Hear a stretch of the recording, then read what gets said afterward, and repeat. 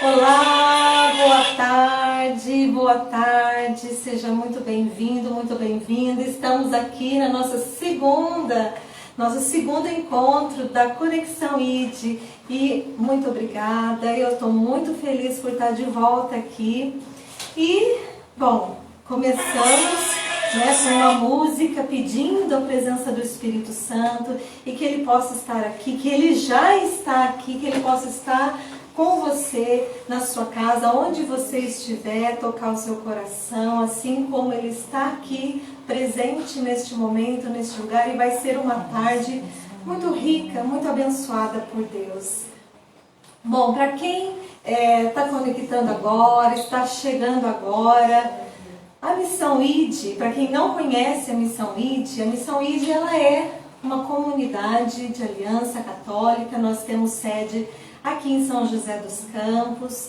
O Juninho, que foi o entrevistado da nossa primeira live, ele é o fundador da Missão ID, formado em filosofia, em teologia, é psicanalista, e nós da Missão ID, nós temos o carisma, nós somos convidados a deixar-nos moldar a nossa personalidade, o nosso caráter, o nosso pensamento, pelo carisma do amor, da misericórdia, do avivamento, enraizado na palavra de Deus, e na busca da nossa espiritualidade, de uma vida interior, uma vida de oração, uma vida comunitária.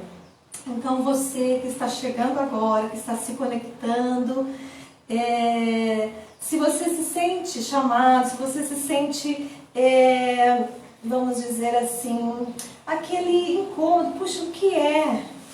O que é isso? Como que é? Mande para nós uma mensagem, fale ou pelo direct, enfim, a gente vai estar direcionando a sua mensagem, direcionando a sua pergunta para uma das pessoas, da sua localidade, e que responderá, de repente, hoje, como nós estamos falando, o tema de hoje será missionário, uma vida missionária, espírito missionário. Então, o Espírito Santo, ele move, ele nos chama, E embora estejamos geograficamente separados, o Espírito Santo de Deus nos une através de um chamado, de um propósito, da nossa vocação. Então, você que está se conectando aí e sentiu esse chamado, poxa, fale conosco, mande a sua mensagem. Nós da Missão ID, embora estamos com a sede em São José dos Campos, que há 24 anos faz um trabalho de evangelização, primeiro conosco, primeiro nós somos chamados a nos entregarmos e a nos deixarmos moldar, como eu falei, nós no amor, na misericórdia e no avivamento, a partir de nós. Mas há 24 anos estamos levando e evangelizando pelo Brasil e pelo mundo. Então tem pessoas em várias regiões. Então não se sinta excluído. Por você não estar aqui nessa cidade, não se sinta que você não possa pertencer a esse chamado, a essa missão. Porque o Espírito Santo toca, age e faz, através da sua presença que nos une. Então tem muitas pessoas em Limeira, em Assis, Barbacena, em outras cidades que poderão acolher, que são vocacionados aqui da Missão ID, que são alianças da Missão ID, que podem atender e acolher a sua vida, acolher as suas dúvidas, né? E em que situação você esteja. Não pense que por estarmos aqui, todos que estão aqui, que vão vir aqui na entrevista, somos melhores. Não, nós somos simplesmente,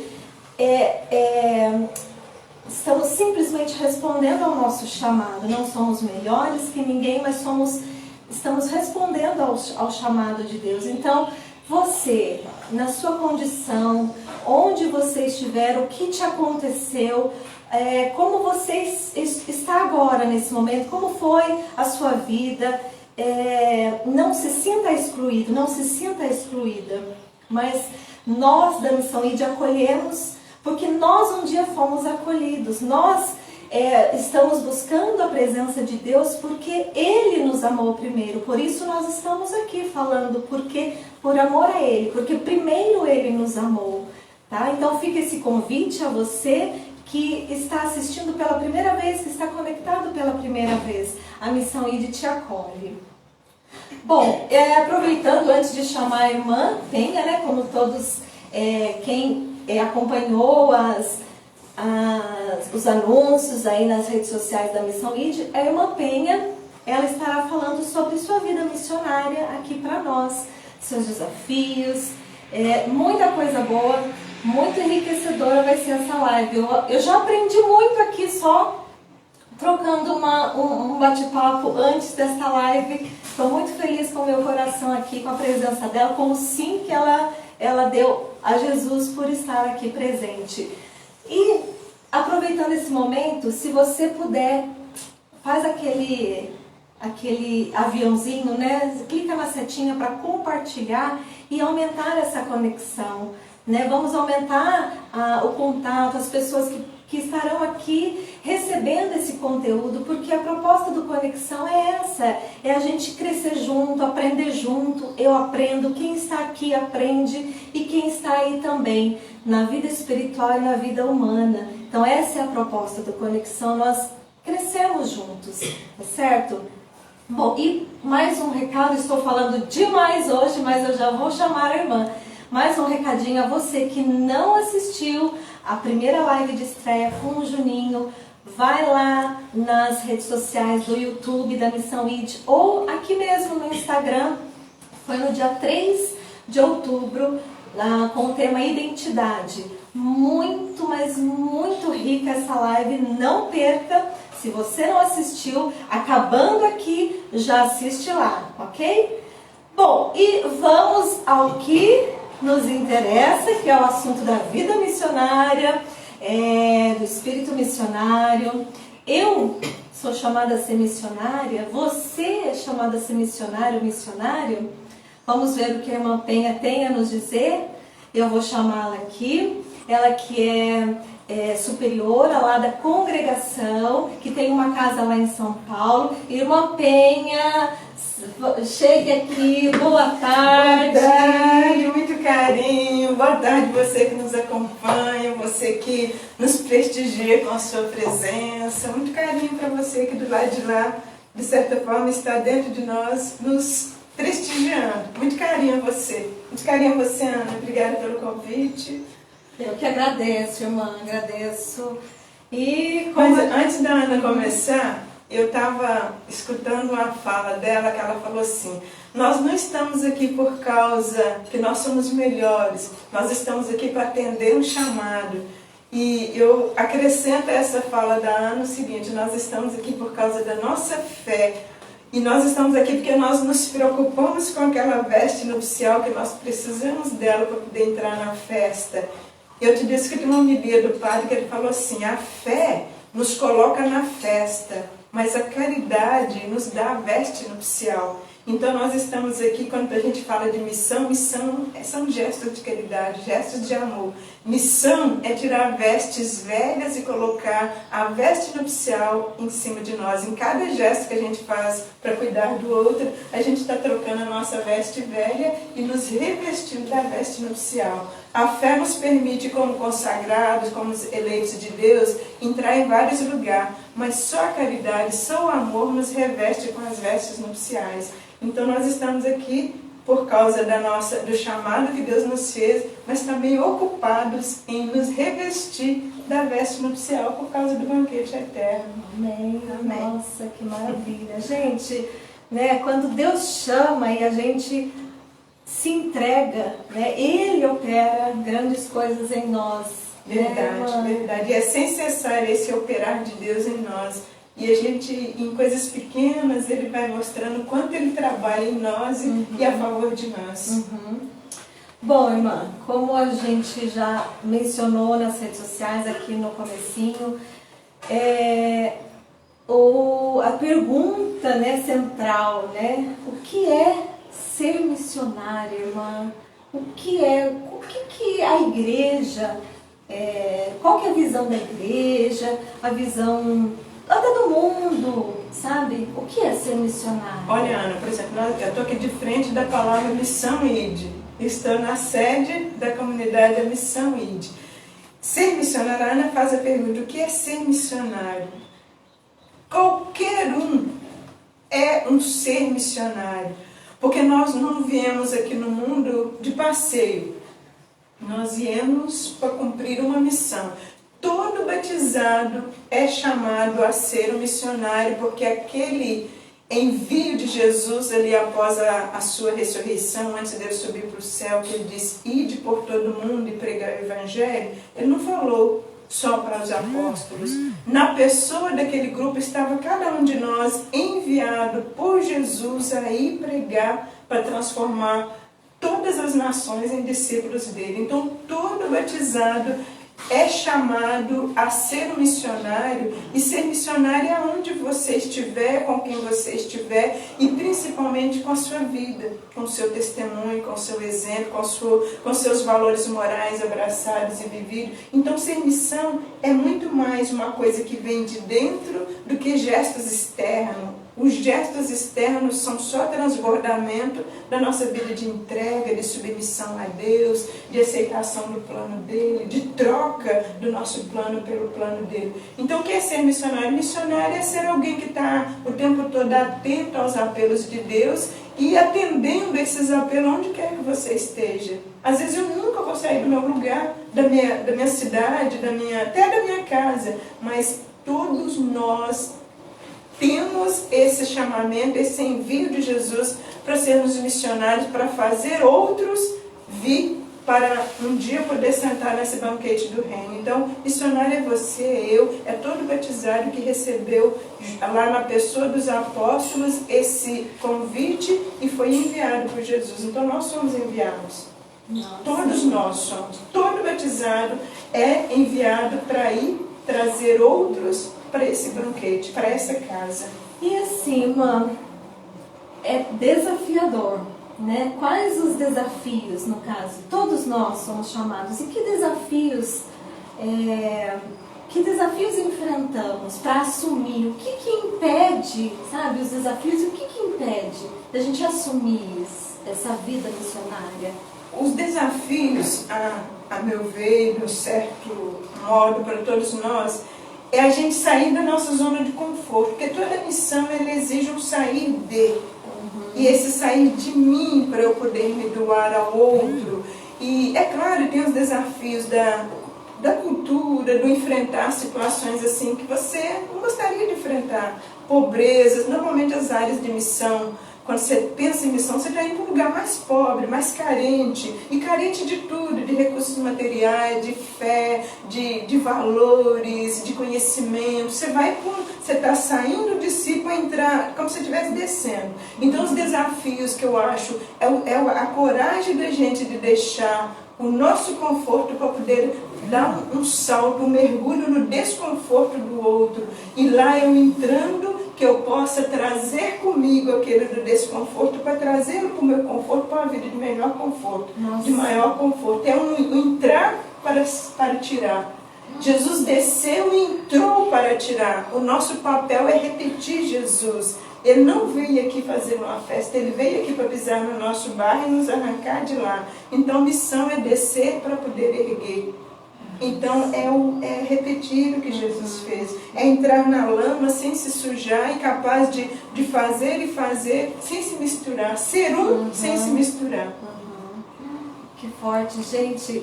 Sair do nosso conforto para entrar no desconforto do outro e trazer o outro ao conforto. Gente, que rico isso. E que, assim, provocador, né? Igual Jesus, né? Jesus é provocador. Ele é revolucionário. É porque, Ana, é muito fácil eu ficar, nossa, coitada daquele povo lá que não tem nada. E cruzar os braços, e o que eu estou fazendo para tirar, para ir àquele povo? E talvez não é nem ir com palavras, é ir com gesto. Naquela passagem do samaritano, Jesus não falou nada, Jesus agiu.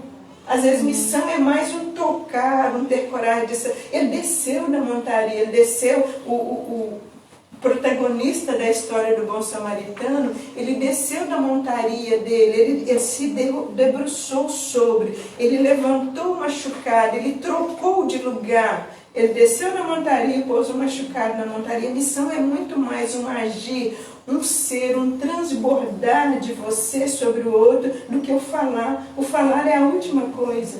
O primeiro é o descer, é o se debruçar, o levantar, é o amar. O resto já falou, você já falou nos gestos. Então falar na missão é a última coisa.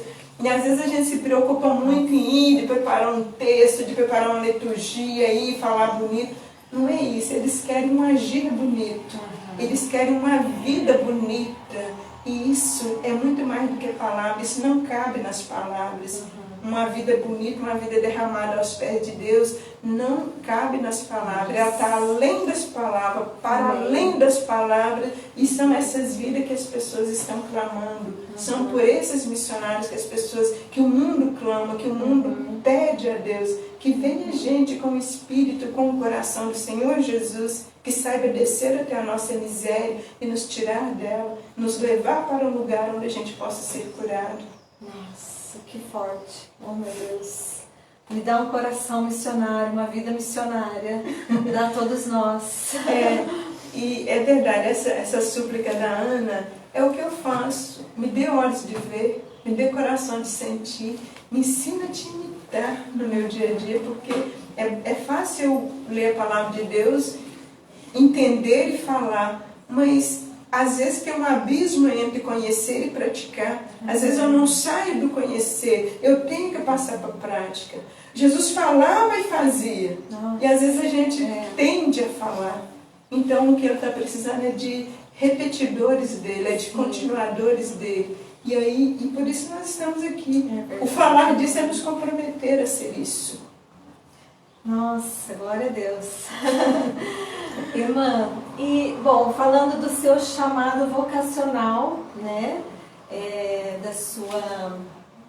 da sua, como eu posso dizer, entrega vocacional como religiosa, que também é um ato, um chamado missionário, como que se deu esse discernimento na sua vida? Ô Ana, mas é um negócio muito bonito mesmo, quando vem de Deus mesmo não tem, às vezes a gente nem entende, mas ele envolve a gente de tal forma que a gente vai entender bem depois e a gente fica tão mergulhada nele. O meu chamado se deu de uma forma muito forte, muito forte. Eu sou de uma família de 13 irmãos, crescemos em 11, que os 2 primeiros faleceram, a gente nem chegou a conhecer, mas era uma família mineira, numerosa, gente tropeçando em gente dentro de casa. Mas a gente era muito feliz, a gente se ama muito mesmo. Uma família muito católica. Meu pai com a minha mãe, no final da tarde, toda tarde, após um dia de duro trabalho na roça, a gente era religiosamente, a gente ia para os pés de Nossa Senhora Aparecida rezar o texto. Então, eu não me surpreendo de Deus ter me tirado, e para dizer a verdade, achei que ele tirou pouco, eu queria que ele tivesse tirado mais. Por isso não chamou mais irmãos meus, sobrinho, para poder a gente seguir. Mas enfim, cada um tem uma missão.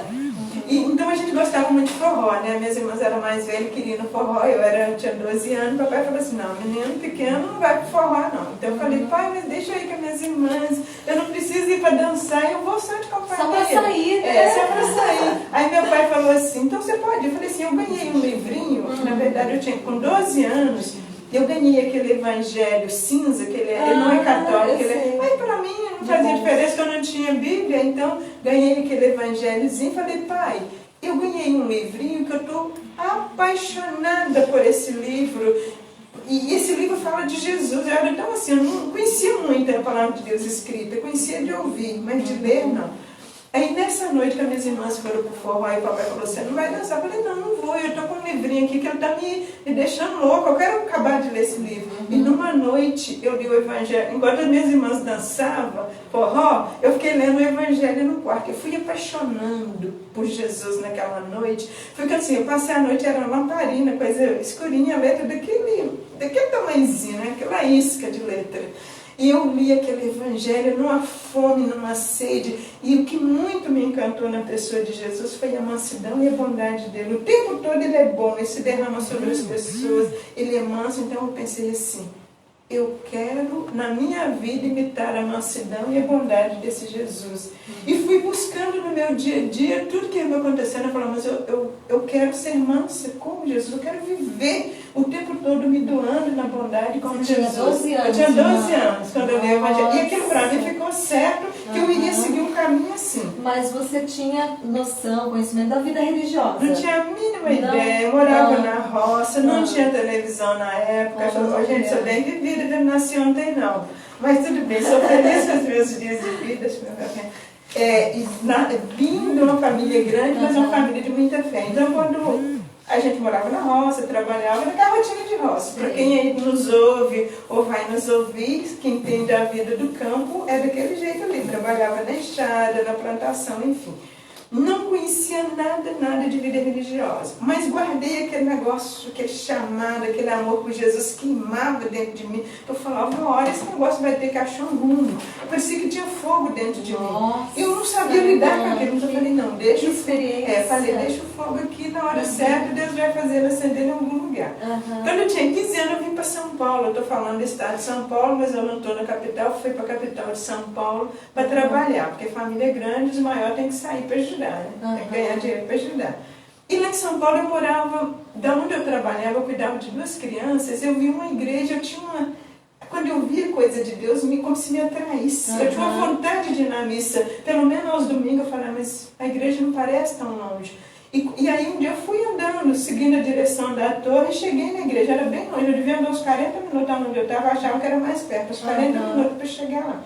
E aí Deus foi como se Deus me sugasse. Eu entrei naquela igreja, parecia assim, que eu fui atraída por isso, engraçado. As coisas de Deus me arrasta, me puxa. Aí um dia deu 5 minutos, eu já estava com 16 para 17 anos, eu falei com meu irmão assim, eu não aguento mais São Paulo, eu tenho tanta saudade de Deus, tanta sede de Deus, que parece que São Paulo é pequeno para mim, não me cabe. Eu vou voltar lá para a terra dos meus pais, que lá parece que eu tocava Deus mais de perto, as coisas eram mais, a religiosidade era mais forte, eu sentia bem tocando Deus na minha vivência. E sentia falta em São Paulo. Sentia falta em São Paulo, porque trabalhava, não tinha aquela oração diária em família.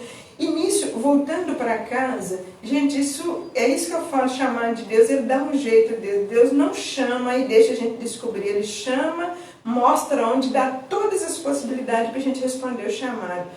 Quando eu cheguei em casa, cheguei em março, quando foi em abril, eu recebi eu escutando a Rádio Aparecida, que a gente escutava a Rádio Aparecida, era uma grande missionária, a Rádio Aparecida. Tinha uma irmã pequena missionária, que era a Madre Vera Letícia, ela fazia uma propaganda vocacional assim. Ô jovem, você que sente seu coração arder por causa de Deus, você que tem um fogo dentro de você e não sabe o que fazer com esse fogo, venha conhecer a gente, venha nos visitar, passe um dia conosco e depois você decida. E se você vier, tenha certeza que o bom Deus vai completar o que estiver faltando. E aquele negócio de completar o que estiver faltando e o fogo queimando dentro de você que você não sabe o que fazer. Eu falei, esse negócio 16 anos. Eu falei, esse negócio ela está falando é para mim, eu vou escrever para ela. Ela nem me conhece, mas ela está falando, isso é para mim. peguei o endereço, escrevi. Aí daí uma semana depois as irmãs respondeu a carta e eu falei, era abril, né? Eu falei, eu não sei em Belo Horizonte sozinha, eu sou muito nova, não sei andar lá, mas a minha prima é professora. Gente, desculpa aí, mas eu vou chamar o carro. A minha prima é professora e a minha prima conhece BH, ela vai comigo, esperando dar um mês de julho. Isso no ano de 81, olha o tanto que eu já vivi, o tanto que eu já caminhei. Aí esperando a irmã. E que caminhe muito mais, né? A gente aqui. Gente, e eu ficava numa ansiedade, numa aflição, esperando esse tal desse mês de julho, que parecia que 2 meses era um ano, que ele nunca chegava. Eu falava, meu Deus, que loucura que eu tô para poder ir lá conhecer, que o convite dela era vir de verde. E depois você decide, mas no meu coração já estava decidido. Eu sabia que eu ia ir e ficar, eu não tinha outra opção, já estava muito claro. Aí quando eu esperava a minha prima entrar de férias com os alunos, que ela era professora, chegou 2 irmãs lá em casa. Uma é a irmã Elisa, que mora lá na fazenda, na casa de retiro, como postulante. Ela foi na maior aventura, ela chegou na minha casa. Minha mãe foi me buscar, eu estava trabalhando numa cidade próxima também, cuidando de 2 crianças. Parece que eu tinha uma sina de cuidar de criança. Sempre gostei muito de criança, Deus sempre colocou criança no meu caminho. Aí eu estava lá cuidando dessas crianças, minha mãe chegou lá uma tarde e falou assim, minha filha, tem duas freiras lá em casa que vêm te buscar, mas como é que eu nem sabia que você ia? Falei, sabe mãe, sabe por quê? Eu não falei pra ninguém que eu estava... Isso que eu ia te perguntar, ninguém sabia, eu já pensei esses negócios. A carta que você tinha escrito, ninguém sabia. Eu falei, tu tá moita, que eu falei assim, vai que eu fui falando na roça, todo mundo sabe de tudo, né? É verdade. Então eu falei assim, vai que eu conto, e esse negócio da Inária eu vou esperar fechar pra eu falar que tá tudo certo. E antes de fechar, de eu saber, as irmãs vieram antes do final. Aí minha mãe não sabia mesmo que eu ia. Minha mãe foi me buscar, mas eles não se opuseram, não se oporiam, eu sabia disso, pela fé que eles tinham, não se oporiam ao chamado de Deus. Aí eu cheguei, a minha mãe chegou lá chorando para me chamar e falou assim, minha filha tem 2. Eu falei, aí eu fiquei em êxtase, eu falei, não acredito que deu certo. Para mim era tudo maravilhoso, era perfeito. Eu falei, meu Deus, mas foi em abril, agora é julho, já deu, tem 3 meses, sei lá. Eu já estou indo, eu nem sabia direito, nunca tinha visto freira na minha frente, mas aquilo para mim eu tinha tanta alegria que eu falei, eu acho que eu fiquei anestesiada de felicidade das irmãs me buscar. Eu pensei assim, mas não é possível, só Deus poderia me achar num canto desse. Era uma grota que eu morava. As irmãs foram me buscar, aí entrei no carro. A outra coisa bonita, eu estava cuidando de 2 crianças, naquele dia minha patroa tinha ido para Belo Horizonte para fazer uma cirurgia e me deixou cuidando dessas 2 crianças. Mas só que a avó desses meninos iria ficar comigo. Só que a avó não tinha chegado e eu tinha que sair, porque na roça tinha uns horários de ônibus pesados. Aí quando minha mãe chegou, eu falei, mãe, fica aqui em casa, e aqui na casa da patroa, que eu vou lá na escola buscar os meninos, que eu vou deixar eles aqui, que a avó deles já estão chegando. Um tinha 12 e o outro tinha 7. Eu fui no de 12 e peguei ele e falei, esqueci o nome dele, já tem tantos anos, mas eu falei para ele, olha, eu estou indo para o convento. Ele falou assim, o que é convento? Eu falei, é casa de Deus, é serviço de Deus, é entrega para Deus. E eu vou deixar você com o seu irmão mais novo, a sua avó chega daqui meia hora. E nunca mais você vai me ver, porque eu vou para o convento é até a eternidade agora. De lá eu não saio mais. Eu tinha 17 anos. Quando eu falei, não, como é que é isso, meu Deus do céu? Eu falei assim para ele, eu estou indo e você não vai me ver mais nessa terra. E com certeza ele não vai me ver mais, que eu nem sei porque não que ele tomou mais. Mas eu sei que ele já tinha 12 anos. Eu falei, você cuida do seu irmão, você não deixa o seu irmão que ele é novo, mas eu não vou encontrar com a sua avó, mas eu não posso perder essa oportunidade, ela é única. Se eu não for agora, o cavalo virado passa e eu não vou ter essa sorte de novo. Então, fui, quando cheguei lá em casa, nossa, cheguei naquela euforia, parecia assim que eu estava voando, eu estava, sabe, eu tinha asas, eu estava nas nuvens, fora de mim, não estava nem sabendo o que estava acontecendo, de tanta alegria de ter dado certo, desse escrever para as irmãs, do chamado de Deus está ficando claro para mim. O chamado que eu tive aos 12 se reforçou ali aos 16, 17 anos, que foi quando eu entrei. Mas nunca morreu dentro de mim, o fogo nunca apagou. Aí cheguei lá, né, entre as despedidas e tudo bem cortado, certamente você quer saber mais coisa. Mas o que eu achei mais bonito... Pode falar. Eu achei mais bonito, cheguei em casa, as irmãs lá, nossa, nem muita coisa eu tinha. Não tinha muita coisa não, tinha uma mala lá, eu não tinha nem cabeça para arrumar minhas coisas. E eu pôr na alegria era tanta que me deixava fora de mim. Assim, eu fiquei anestesiada de alegria. Parece que Deus tomou conta de mim de um jeito que não me deixou pensar. Pensei assim, talvez se eu tivesse deixado pensar, eu tinha pensado um pouquinho mais, mas não pensei um segundo, para mim estava certo. Era aquilo, não tinha segunda opção. Aí cheguei, meu pai, nunca vi meu pai chorar, e eu era muito ligada ao meu pai, era carne e unha, viu? Aí cheguei, quando eu abracei meu pai, ele veio arrumar minhas coisas, ele falava, eu pus tudo dentro da mala, não sabia se deu grau, se enrolava, a alegria era tanto que eu enroscava. Aí meu pai, na hora de eu abraçar meu pai, ele chorou e falou assim, filha, será que eu vou te ver em vida? Eu tinha 17 anos quando eu estava vendo, falei, pai, se a gente não se vê mais em vida, eu tenho certeza que nós nos veremos no céu. Então, para mim, era tão forte aquele chamado, e eu amava tanto meu pai, mas eu não era capaz de trocar o meu pai pelo chamado de Deus. Deus valia mais do que o meu pai, porque eu sabia que um dia Deus me devolveria meu pai, que eu amava muito. Então, eu fui naquela alegria, mas todo o tempo uma alegria louca, um negócio fora do normal. Parece que Deus me envolveu e tirou toda a... Eu não chorei para ir para o convento. E eu não sabia se eu ia voltar mesmo, que a ideia que tinha é que quando a gente entrava, a gente ficava para sempre. Então, para mim, assim, eu estou indo para sempre, Pai amado. Mas o céu também é para sempre. Então, nós vamos nos reencontrar lá. E fui. Só que na minha congregação, a gente não... volta, a gente ia de férias. Quando eu entrei em julho, 6 meses depois eu voltei para visitá-los. Porque tem de ano em ano, mas como eu entrei em julho, então eu já encurtei, porque em dezembro todas as formandas iam. Então a gente ficava 15 dias, nossa, mas para mim assim, tudo na congregação era bom, todas as irmãs eram boas, tudo que acontecia era bom. Para mim nunca teve nada ruim. A gente vestia umas saias assim, as meninas iam para o noviciário e deixavam. A gente vestia tudo, a sopa que se via das outras. Para mim aquilo tudo era lindo, maravilhoso, porque para mim Deus era tão grande, tão maior do que tudo aquilo, que nada externo me atrapalhava. Eu era feliz, completamente feliz. E eu fui desde do dia que Deus me chamou, que foi com 12 anos, até hoje eu sou completamente feliz. Não me falta nada. Nada, pelo contrário. Eu tenho muito mais do que eu mereço, do que eu preciso. Deus exagera comigo. Eu tenho demais na vida religiosa. Eu falo, eu não mereço tanto, mas Ele dá, porque Ele é a gratuidade. E porque Ele prometeu 100% a nós que deixássemos o que nós tínhamos de melhor que a nossa família, nossas vontades, para poder se dedicar ao serviço dEle. E não é fácil a gente trocar a vontade da gente para a vontade de Deus. Mas aquele momento eu falei para ele, não me custou. Eu te amava tanto, Deus. Eu te queria tanto que não me custou e não me custa. Então, assim, quando eu vejo que eu tenho muito hoje, muito amor de Deus, recebi muita possibilidade de estudar, isso é porque Ele prometeu 100%. E Deus não desdiz. O que Ele fala, Ele cumpre. Então, Ele cumpre na minha vida aquilo que Ele prometeu. Se você deixar pai e mãe para me servir, eu vou dar 100%, mais perseguição, mas eu falo, sou Deus, só 100%, esquecendo das perseguição. Porque eu me sinto tão amada, que nada me custa. As lutas são normais.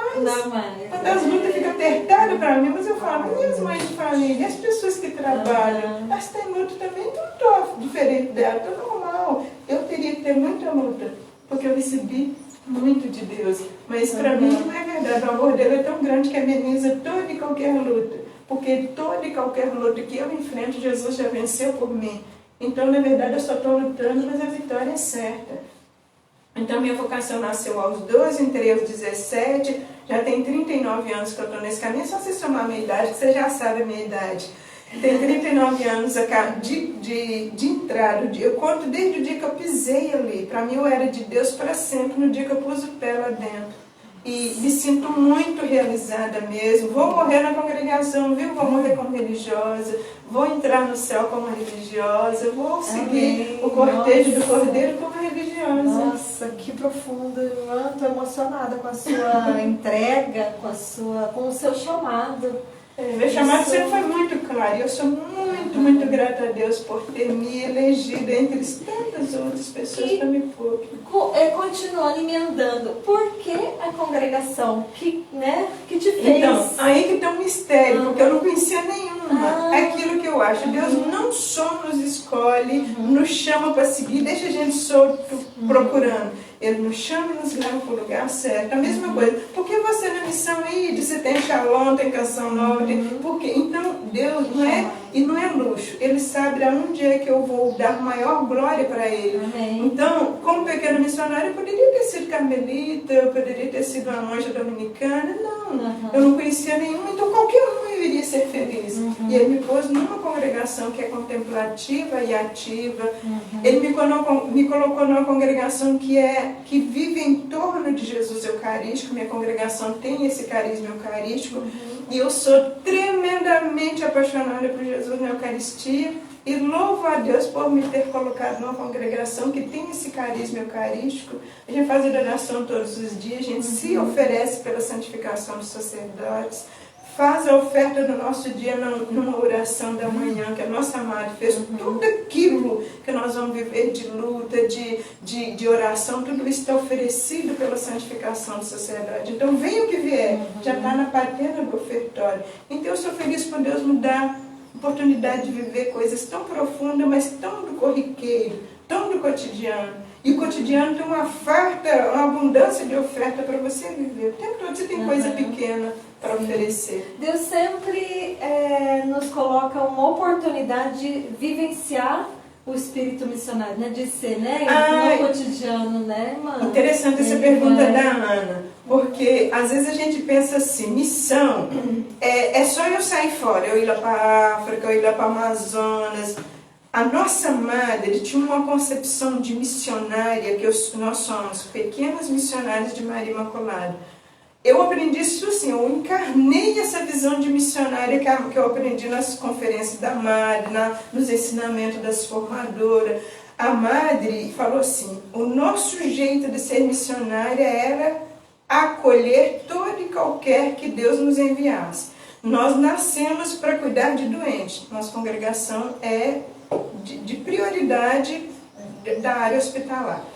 Então, todo aquele doente que viesse a mim, não só era uma pessoa que Jesus estava enviando para a gente cuidar, mas era Jesus vindo nele para ser cuidado pelas nossas mãos, pelo nosso olhar, pelo nosso afeto. Jesus naquele doente. Então, o nosso jeito de ser missionária era acolher todo aquele que viesse aos nossos hospitais, às nossas portas, e saber que nele nós estávamos cuidando do próprio Jesus. Então, até estava lembrando com a Ana no comecinho aqui, contando algumas histórias para ela. Eu moro lá no Residencial Clemente Ferreira, que era um hospital de tuberculosos de início. Agora mudou de função porque os tuberculosos já não se internam mais para ser tratados. Mas conta umas histórias tão bonitas que, sim, lá está bem no centro de São Paulo, mas tuberculose era uma praga da humanidade. Pegou tuberculose e era jogado em qualquer canto, a família morria de medo. Na época, ali nos anos, nós fomos para lá em 49, o hospital existia nos anos 40, por aí. Mas a Madre estava doente nos anos 20, então ali da Segunda Guerra Mundial, por ali, até os anos 80, foi a era da tuberculose, porque a tuberculose passou a ser ambulatorial nos anos 80. Então a gente... as irmãs contam que lá no Residencial Clemente Ferreira, que era o Hospital Clemente Ferreira de tuberculose, as famílias jogavam ali no portão, quando descobriram que o doente tinha contraído a doença, o parente tinha contraído. As irmãs iam sair para ir para a missa, quase que tropeçavam no doente lá na porta, jogavam na porta. O que as irmãs faziam? Lembrando o ensinamento da Madre, pegavam aquele doente, voltavam com o doente para dentro, cuidavam do doente e deixavam de ir à missa. Pecou, deixou de ir à missa? Não.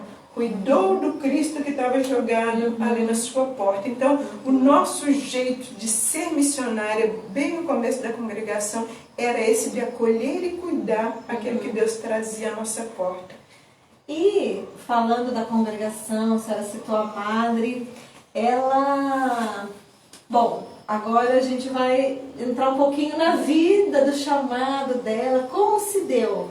Sabe, como foi esse discernimento, esse despertar da vida missionária, vocacional da Madre? Então, nós falamos de tuberculose, nós falamos de que nós somos prioritariamente irmãs de hospital. A Madre Teresa era uma jovem paulista, ela é brasileira, nasceu na capital de São Paulo. Ela nasceu em 1901, mas ela contraiu bem jovem tuberculose. Então, ali nos anos 20, ela já veio para São José dos Campos com a doença para se tratar. E São José era uma cidade tipo Campo do Jordão, que era muito fria, era uma cidade própria para se tratar da doença. Aqui tinha aqui tinha o Vicentinho Aranha, que era um hospital que tratava de tuberculose. Então, Campo do Jordão tinha vários. Então, eram cidades climáticas. Então, todo mundo vinha para cá. Como cidadã normal? Normal, ela era uma jovem. Não sabia desse chamado dela ainda. Era uma jovem. Veio para tratamento. Veio para tratamento. Só que a tuberculose era o fim. Você contraiu a tuberculose, esquece. Você vai morrer mais cedo ou mais tarde, e era rápido a morte. Então, eram homens e mulheres misturados. Então, eles começaram. Ela estava num ambiente que homens e mulheres viviam numa vida promíscua. Nós vamos morrer mesmo. Ninguém gosta de nós mais. A família nos jogou aqui, então vamos gozar os últimos dias que a gente tem.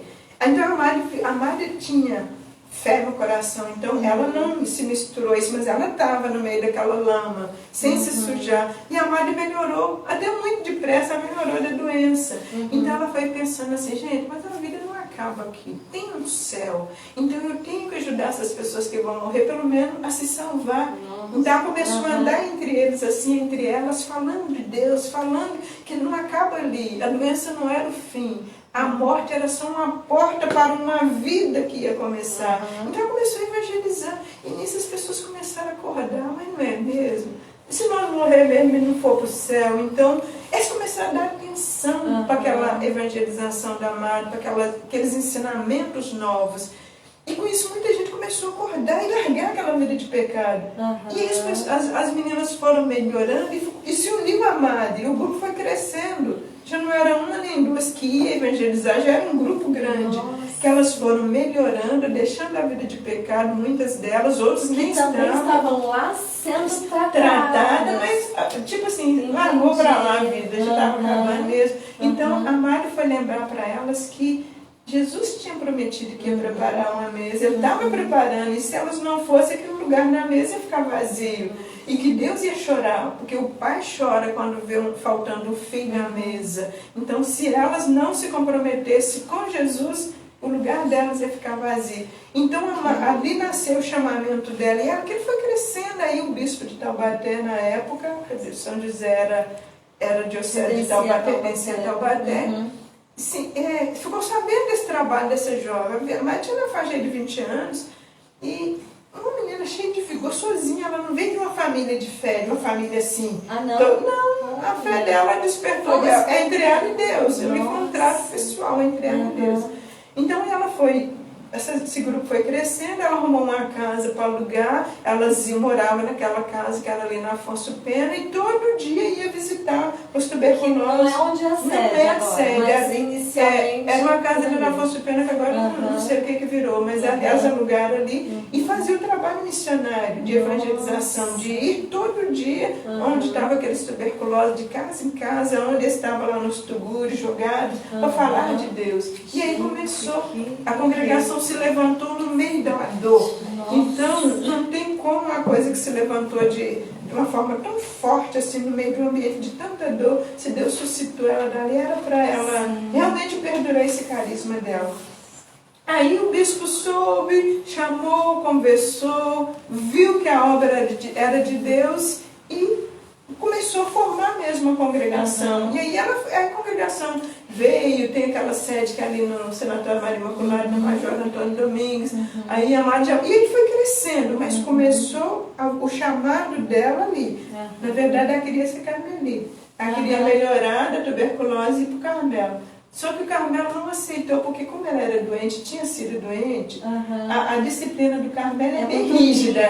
Então, né? uma saúde fraca não aguentaria. Exatamente. Então, Deus tinha outro propósito. Deus tinha uma proposta para ela. Mas o que Deus queria, na verdade, é que ela fizesse um Carmelo aqui no meio do mundo. Pessoas que amassem muito, que rezassem muito, que servissem muito, mas aqui no meio do mundo. E aqui estamos, com muita coisa do Carmelo dentro de nós, mas aqui estamos como pequenas missionárias, seguindo esse carisma que primeiramente Deus deu a Madre Teresa. O carisma dela se derramou sobre cada uma de nós. E assim, mãe, depois eu quero que a senhora fale um pouco do processo de beatificação, né? Mas antes disso, a Congregação das Pequenas Missionárias, ela tem algumas sedes de missões em no Brasil, fora? Onde ela está situada?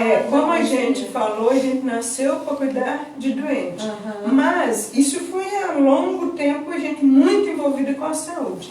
Mas a igreja vai fazendo apelos e a gente tem que ouvir, pôr o ouvido no coração de Deus e sentir para onde Ele está enviando a gente em cada momento da história. Então, eu acho que há 6 anos, mais ou menos, a gente foi para a África, tem uma casa de missão na África, mas que está bem dentro do nosso trabalho. Ela trabalha em ambulatório, mas tem também o trabalho em comunidades, em paróquia. Um trabalho muito bonito que as irmãs fazem lá na África. Abrimos uma outra frente de missão em Juína, a região da Amazônia, e a outra lá no barco do Papa Francisco também nós estamos, que é um espaço, um ambiente, uma comunidade de missão. Nós trabalhamos ali no barco, enfim, são 3 frentes de missões mais fortes que a gente tem. É o barco, o Hospital Barco, do Papa Francisco, que a gente está lá, a comunidade das pequenas missionárias está lá, na África e em Juína, mas as duas são região amazônica, tanto lá em Belém como que pertence à região amazônica, aqui no Brasil. Regiões extremamente carentes, mas que mais do que a gente preocupar com o corpo é ir levar esse derramamento do espiritual, que foi assim que a Mari começou. Ela começou cuidando do espiritual, porque haverá muitos para cuidar do corpo. Mas talvez a gente se preocupe mais em cuidar do corpo e esquece da alma que é eterna. Então o nosso papel também nessas frentes de missão é transbordar Deus, é trazer para Deus. E trazer com o nosso cuidado, com o nosso jeito de ser, com a nossa fidelidade a Deus, com o nosso serviço incansável. Talvez a palavra é aquilo que São Francisco fala. Vamos evangelizar. Falar só se for necessário. Então, assim, é mais do nosso jeito de ser mesmo, do nosso transbordar. E Maria Teresa foi um transbordar da fé dela. Ela não falava muito, ela agia muito, ela amava muito. Ela retirava muito da lama, a trazia para si. Então, o nosso jeito de evangelizar hoje é essa forma diferenciada de falar de Deus, menos com palavra e mais com cuidado, com atitudes, com postura, com fé. Nossa, enquanto a irmã toma uma água, eu vou aqui, né, conversar aqui com vocês. Que riqueza, gente, eu estou muito com o coração assim, aquecido, em chamas aqui, espero, com certeza, sei que você que está aí, está pegando fogo aí também. Bom, se você sentiu, né, o chamado também missionário, ou até mesmo da congregação, né, religiosa, depois, mais no finalzinho, a irmã vai estar falando a respeito, né, fazendo merchandise aqui. Mas enfim, se você sente também esse chamado, não só, né, na vida religiosa ou em outras comunidades, ou até mesmo aqui para a Missão ID, eu reforço, entre em contato, busque, não deixa passar, né, esse chamado, esse despertar de Deus. Então, seja aonde for, aonde o Espírito Santo estiver te levando, te soprando, silencie, escute, né? Deus fala, Deus chama, Deus toca, e Ele nos dá força, Ele trabalha em nós, né? E assim, Ele só quer o nosso sim, a nossa entrega.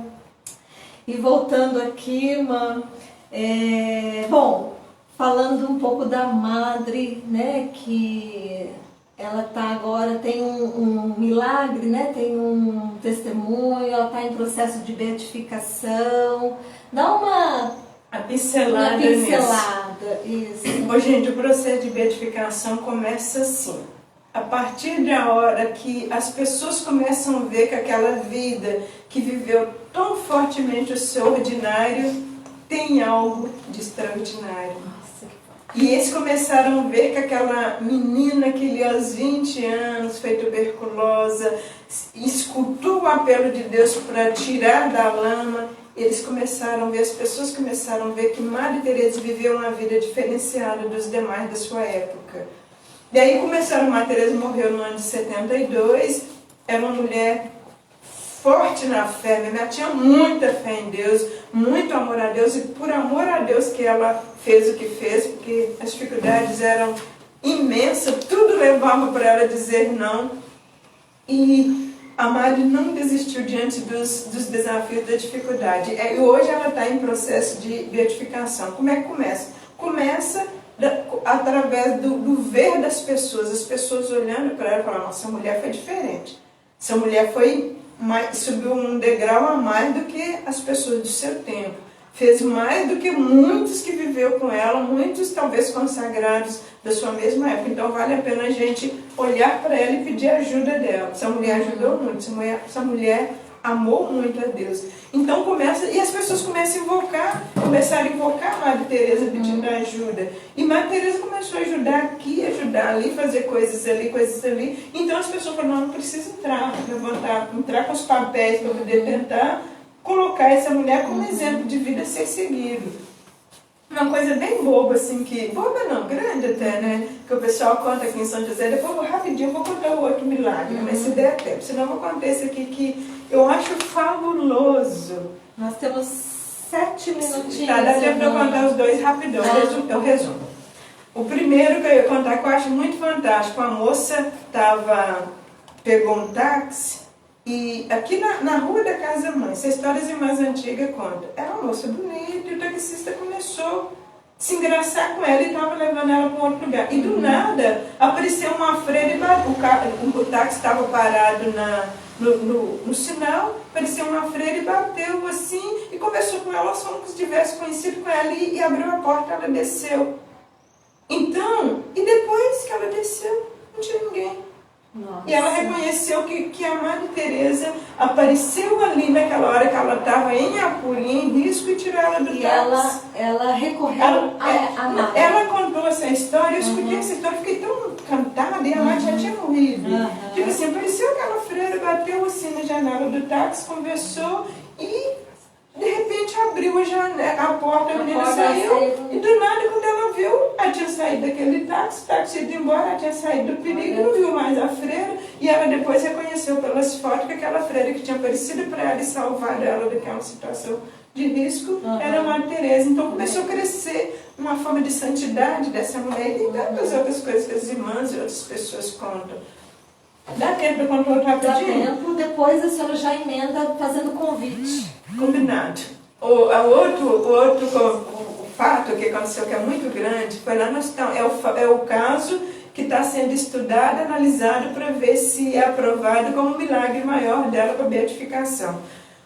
Eu trabalhava no CTI do Hospital Madre Teresa e a gente que está na área sabe que tem coisa ali que só milagre para tirar. Então teve a parente de uma ex-irmã nossa, essa irmã saiu porque ela não aguentou por causa da saúde, mas essa menina chama Shirley e ela era muito ligada a nós. E ela conheceu a Madre Teresa, então ela tinha muita ligação afetiva com a Madre, ela tinha muita fé na intercessão da Madre. E a irmã dela era nova, casada, tinha 2 filhos, e rompeu um aneurisma cerebral na cabeça dessa mulher de madrugada, não sei quantas horas que ela ficou lá caída no quarto sem ninguém ver, e quando atendeu ela era de madrugada, não sei quantas horas antes ela já tinha ficado lá caída em coma, desacordada, sem sentido. Pegaram essa mulher, levou para o hospital desesperado, chegou lá, mulher, cabeça todinha, cheia de sangue, rompeu a veia maior, a aorta rompeu, e ela estava ruim, ia morrer, ou ia ficar em coma vegetativa para sempre, ou morria, ou ficava totalmente sem movimento. Aí, mas o médico falou, é o risco. Se a gente não fizer nada, vai morrer, mas se a gente fizer também, acho que ela vai morrer. Pelo tempo e pelo tanto de sangramento, pela quantidade de sangramento. Essa mulher, a irmã dela, foi para a capela na hora que essa irmã dela entrou no hospital, ficou na capela até a cirurgia acabar, pedindo para a Madre Teresa. Essa mulher saiu do hospital sem nenhuma sequela. Essa mulher não teve movimento, todos os membros estão levando vida normal. Uma mulher que você não sabe quanto tempo, que ela ficou com o aneurisma rompido, que ela ficou entre a vida e a morte. Os médicos falaram, só tem 2 opções, morrer ou ficar totalmente inválida pela vida. Nem morreu e nem ficou inválida. E a única pessoa invocada que a gente sabe até hoje para socorrer ela foi a Madre Teresa. Então é esse o caso que está em andamento e está, claro, fazendo todo o processo que tem que ser feito, mas o próprio médico operou fala, não tem explicação não. Nossa. Aí, claro, o médico era fera, né? Aí os peritos, no caso, tá querendo jogar pro lado que o médico era fera, mas o próprio médico que era fera falou, isso não é humano. Isso é acima da nossa capacidade humana, o que aconteceu com ela. A gente poderia operar e ela ficar viva, mas sem sequela ela não ficaria. A medicina não tem como explicar isso. Então, esse é o caso, que é um dos, entre tantos outros milagres que ela faz, mas a gente achou que esse mereceria um destaque maior para ir para o processo, e ele está em andamento. Caso ele seja aprovado, ela vai vira beata, e depois ela precisa fazer um outro milagre para poder ser canonizada. Mas se ela fez um desse tamanho, já deve ter tantos outros aí que ela com certeza já fez. Então é só invocar Maria Teresa de Jesus Eucarístico. Ela sempre cuidou muito das pessoas, com certeza cuidará daquilo que você colocar nas mãos dela. Amém. Bom, eu vou deixar aqui nos comentários assim o contato, né, da congregação, que acho que não vai dar tempo da gente fazer, mas eu vou deixar assim que publicar, vou deixar lá o contato para você entrar em contato, né, conhecer, enfim. E eu quero aproveitar e agradecer, irmã, a sua presença, que riqueza, muito obrigada a você que está conosco. Compartilhe essa live, escreva nos comentários. E muito obrigada. Nossa, foi muito rico, foi assim maravilhoso. Eu tô assim cheia mesmo da graça de Deus, da presença de Deus aqui. E com certeza esse testemunho atingiu a sua vida e pode atingir mais pessoas. Muito obrigada, irmã. Ana, toda a gratidão do mundo pela oportunidade que você me deu. Falar um pouco da minha vocação, eu adoro falar da minha vocação. Acho que eu louvo a Deus a hora que eu recordo os favores dele. Agradeço imensamente essa oportunidade, foi muito enriquecedor para mim. Muita gratidão mesmo à Missão ID, por esse carinho que vocês me têm. Amém. Encerrando então, e olha, em novembro tem próximo Conexão ID. Acompanhe as redes sociais da Missão ID, que a gente vai estar postando todo a data, o tema e quem estará conosco, tá? Imperdível. Até mais. Tchau.